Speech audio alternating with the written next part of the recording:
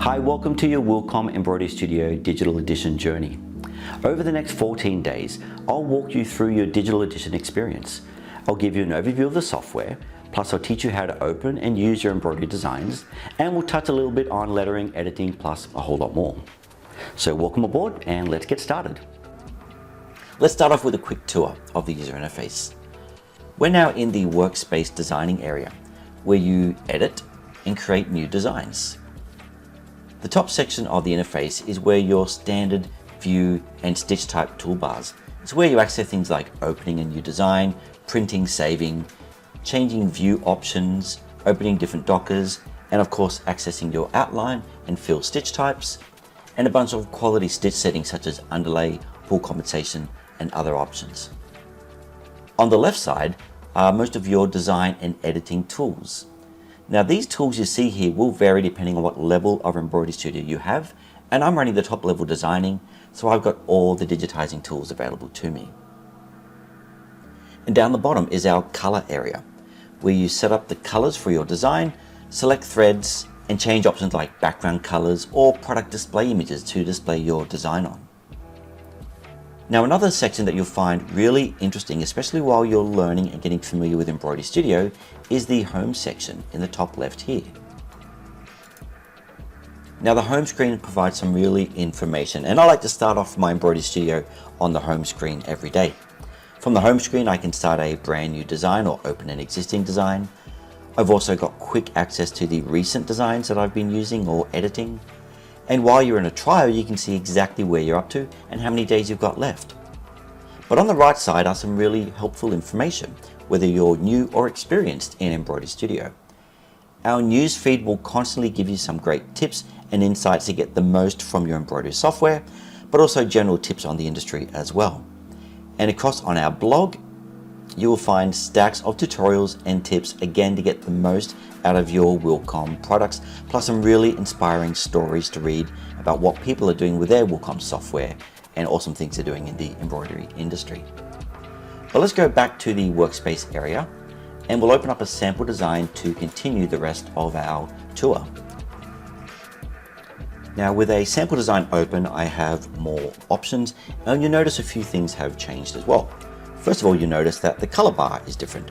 Now down the bottom, I now have 4 colors in this design, which means 4 different threads have been used to create this design. This doesn't necessarily talk about the sequence because it might repeat maybe multiple times, but these are just the threads I have to choose for the creation of this particular design. But we'll cover more of that during the video when we talk about threads and recoloring. Now the design has opened up to be full screen at 1 scale or 100%.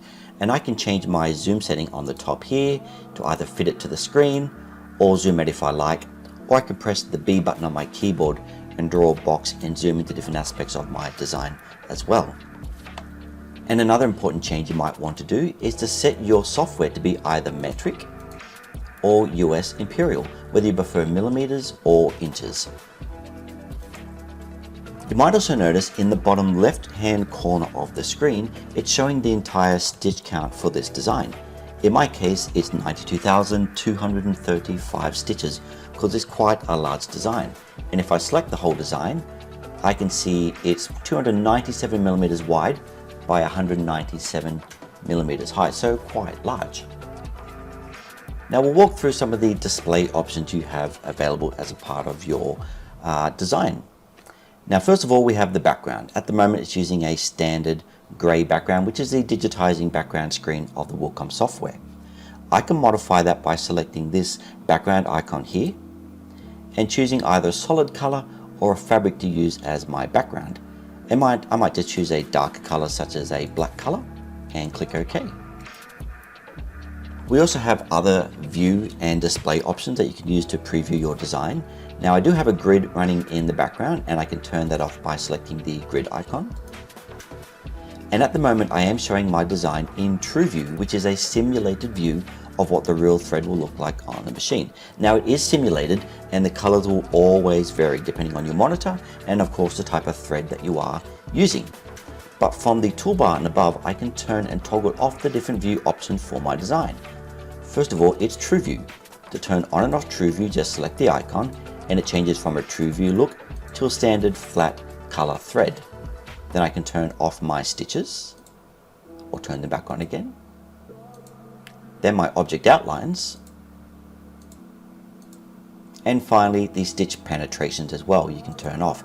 Each one of them can be configured independently, depending on how you want to view your design. But most of the time, you want to keep your outlines and your stitches on, and you'll toggle between your true view to see what your design looks like, or standard stitches while you are digitizing and creating that design. Some other important toolbars or options of your software are the dockers that appear on the right-hand screen over here. And you can access your dockers from this toolbar up here. You have your design information, which talks at the high level of your design, the title, the subject, the details you want to save as a part of your design, and some high-level design information including size, number of colors, the stops, colorways, trims, and other embroidery settings across here. Then there is your order tab, your thread colors tab, some stitching information, and a runtime calculator where you can estimate how long it'll take to sew that design on your machine. Other useful toolbars are of course the Object Properties toolbar, and when you select different objects and different options, the settings and tabs will change depending what you have selected. But from here is where you adjust the settings of your design. Then we have the color object list, which shows the objects and the color sequences in your design.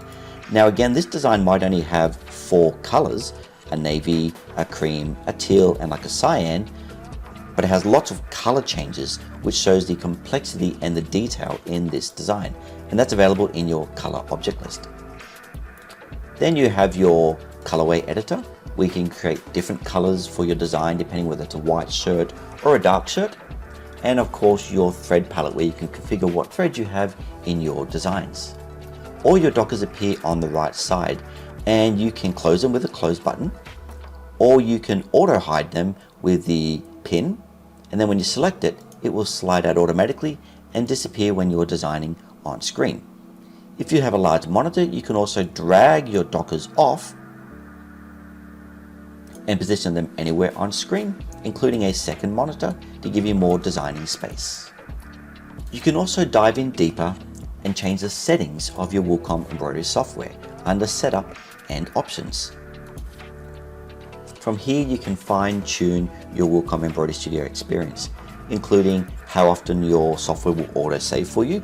This is a great backup in case maybe your computer crashes or you have a power outage, and it will automatically save your design in the background. But in this screen, there's a series of settings that you can customize, including how you view your design and graphics, how your grid is set up, how your reshaping behavior works, and what hoops you might want to have in your collection and display on screen. As you make these changes and click OK, they will be saved away in your software. So the next time you open up your Wilcom embroidery experience, you'll have the experience that you set up and designed for yourself. And during your EmbroideryStudio journey, if you need any additional guidance and help, then the online product help is your go-to place. From the Help menu, select Product Help. Then search for a topic or subject you want to learn about.